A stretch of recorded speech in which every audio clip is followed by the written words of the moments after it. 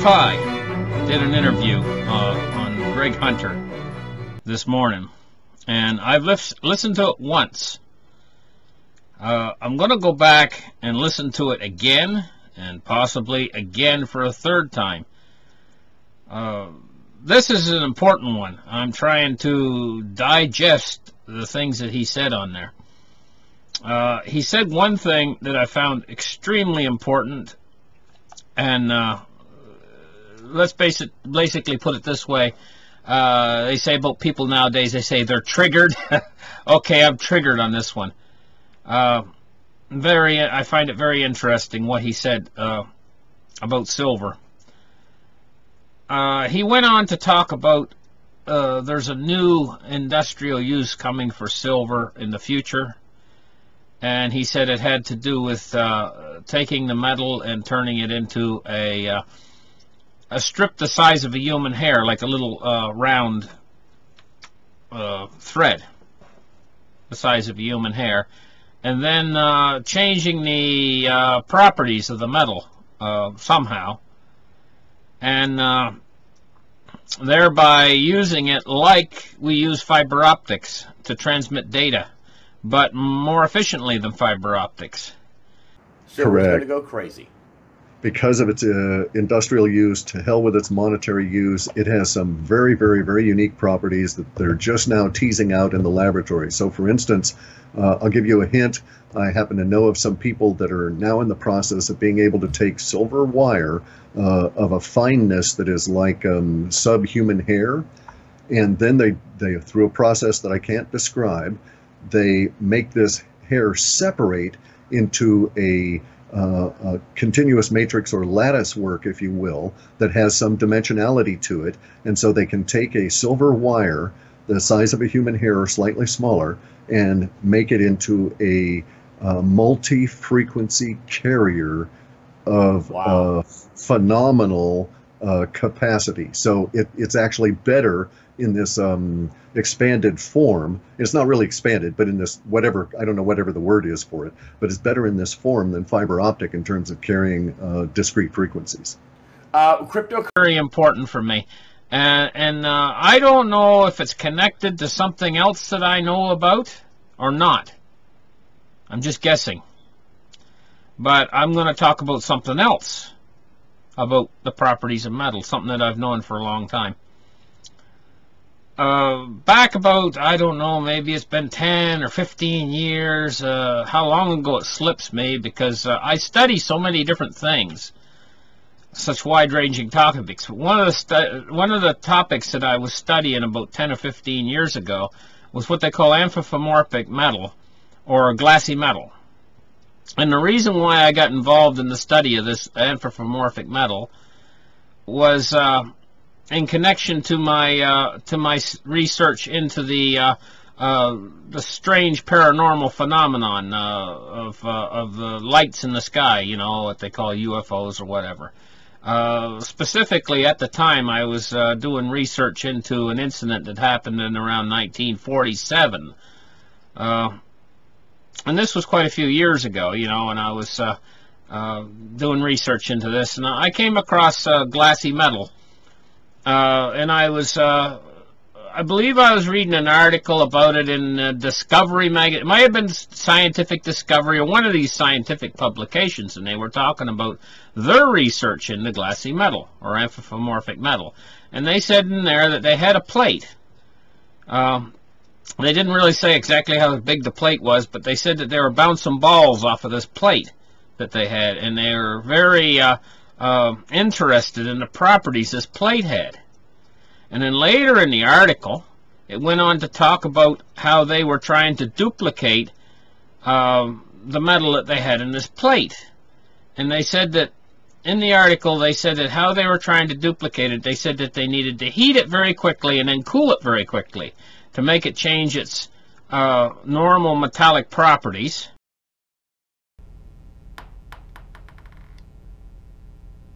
Pretty boring. All right? So now what I'm going to do is I'm going to take this piece of metal, which we've previously described as being crystalline, and I'm going to change that crystalline nature to amorphous. So the opposite of crystalline is amorphous. Crystalline, I have periodic arrangement of atoms, very ordered structure. Every atom looks like every other atom, so it's a liquid. And then instead of allowing it to cool slowly to equilibrium, I'm going to cool it at thousands of degrees per second. And in doing that, I'm going to freeze in this amorphous structure. An amorphous structure would be random, chaotic arrangement of atoms so that no two atoms look the same in terms of their neighborhood and the neighboring atoms. And the most obvious example of an amorphous material is window glass. So window glass is a solid with an amorphous structure. So now we're going to do the exact same experiment. I'm going to drop the ball, but now it's going to land on a piece of this amorphous metal, or what we call metallic glass. And let's see how that changes the behavior. So now, since this material is amorphous, the dislocation movement mechanism is no longer present. And so as a consequence, there's no really easy way to transfer the energy from that ball into the surface of that material. They said that they needed to heat it very quickly and then cool it very quickly to make it change its normal metallic properties and take on the characteristics of a glassy metal. And they said it somehow it changed the atomic structure of whatever the bands inside the metal somehow, and made it much harder than normal. But I guess why they call it glassy metal is it also makes it kind of translucent, or so on, right? Now, this glassy metal becomes extremely hard, and it becomes very slippery to air. So if you're using it on a fuselage of an airplane, for instance, it would make it so the airplane would have much less drag, and also it could take extreme amounts of heat. And it's also very hard. It's very resistant to, so it makes perfect fuselage for covering a coating or a covering over top of regular fuselage. But here's the thing. The glassy metal itself is kind of like glass. It's a little bit brittle, on the brittle side. And it makes the glass... See, normally when you strike metal, it dents. But glassy metal, I guess, resists striking to a certain degree. But when it does finally yield to a strike, I guess it shatters like glass. But it takes a lot more to shatter it.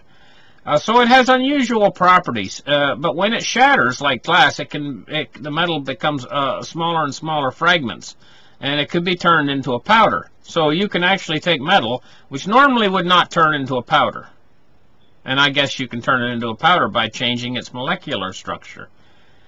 So they went on to say in this article that I read years ago that in order for them to make glassy metal, that they needed to make it thin like a human hair, it said in the article, and they needed to heat it very quickly and then cool it very quickly. And it said the only glassy metal they could make at that particular time was hair-like strands. That's what they said. Now this was years and years and years ago. But I remembered that, how that they would make a hair-like strand of this glassy metal. And I also thought to myself at the time, because they said that they had a sheet of it that they were playing with and testing its properties. But then later in the article it said that they could only make a thin layer like a human hair. So I said to myself, where did they get the sheet? I shouldn't laugh, but why I laugh is because tongue in cheek, you know, I think that they didn't make the sheet themselves. That they were actually doing what's called back engineering, which means that specifically is that they got the sheet from somewhere, who knows where, who knows when, who knows who gave it to them, or even if it was given to them, and then they proceeded to study that and research and develop it. This is what they call back engineering.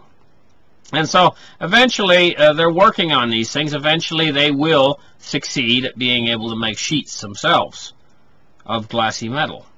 but it always stuck with me. And also, in my opinion only, I'll say what my opinion is. My opinion is they've been the beginning of the research on glassy metals started in 1947. Okay? And that's what I think. That's my personal opinion on it. At any rate, glassy metals are a very interesting subject. So I got thinking to myself, hey, when I was listening to the Cliff interview, it triggered me when he mentioned about the hair, a human hair, the silver. And I got thinking to myself, I said, hey, you know, isn't silver the most reflective metal? And when something reflects something, like reflective, doesn't that mean that it's like they use it in mirrors and stuff to reflect or move light? Because that's what a mirror does. A mirror moves light. It moves light.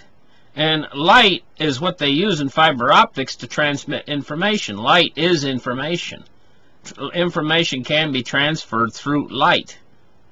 You know, and that's basically what's moving your information, like your internet right now and so on. And so, isn't silver the metal that's able to move light the best? It's the most reflective. Doesn't that mean it's able to move light the best? And so, I just was starting to put two and two together, and I just don't know exactly where this is leading, but all of a sudden it's just like, you know, silver's reflective qualities. And Cliff High saying that this silver is new property might be able to move light better than fiber optic cable. It just, all of a sudden it just triggered ideas in my mind. Hey, you know, this sounds really, really interesting. Because if this is true, and they start having to replace all the fiber optic cables in the world, I mean, do you know how much a little bit of silver's left in world inventories?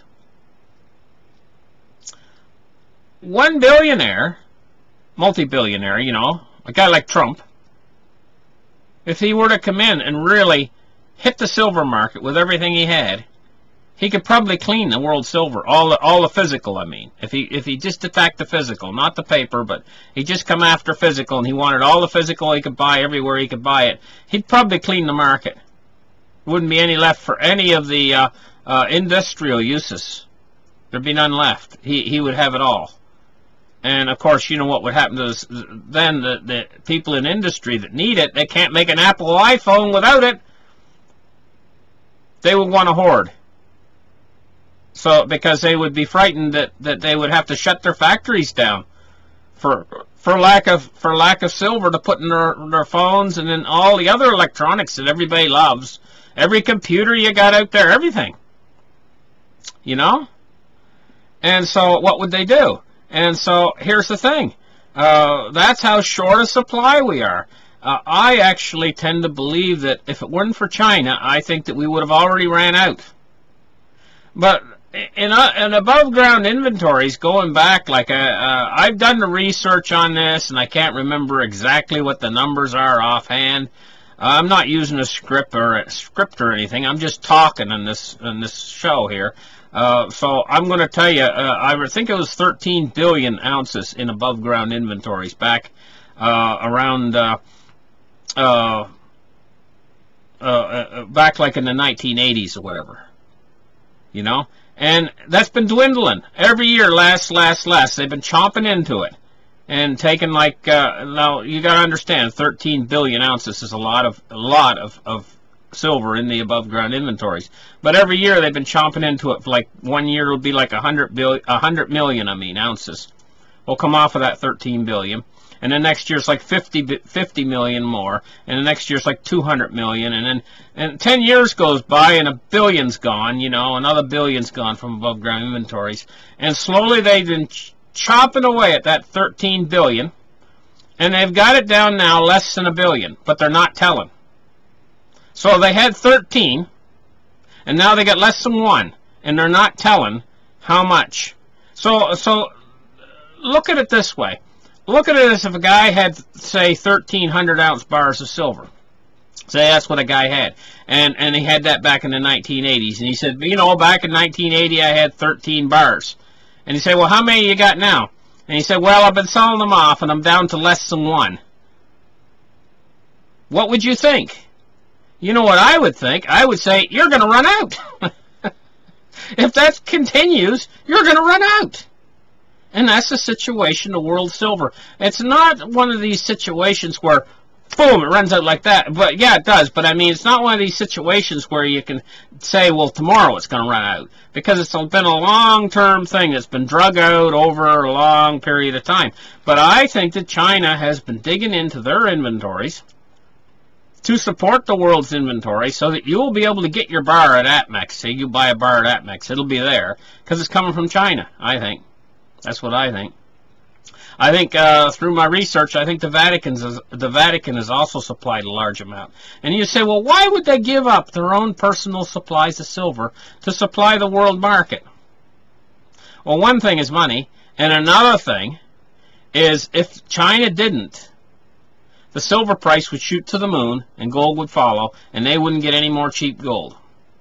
And they're putting away a lot more gold than they are silver, and they're more interested in gold than they are silver, because they're trying to corner the market on gold.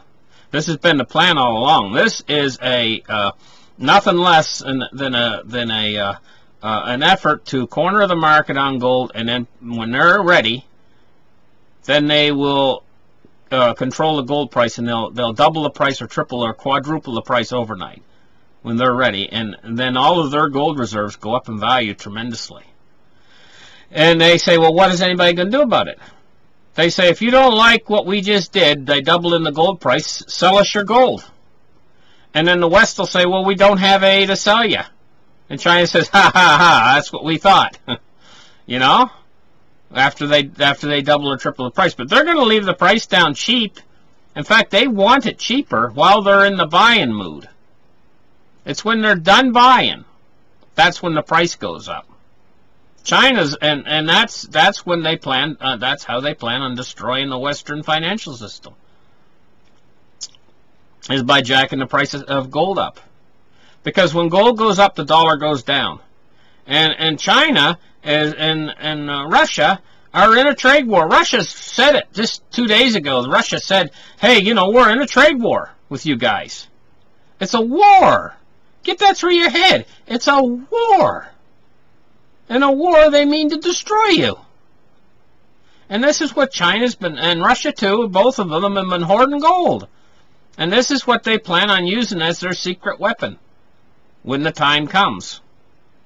I think that this is all just incredible. But now, listen, you got to go and you got to listen to this Cliff High interview, because I'm going to listen to it again and possibly 2 or 3 more times, because this stuff that he's laying out in here, this is good stuff, and I want to see and just exactly what he's got to say in here. I'm still digesting what he said. I'm still like taking it in, listening to it, and thinking about it, and letting it mull over in my mind, and working on it in my mind. Very interesting stuff.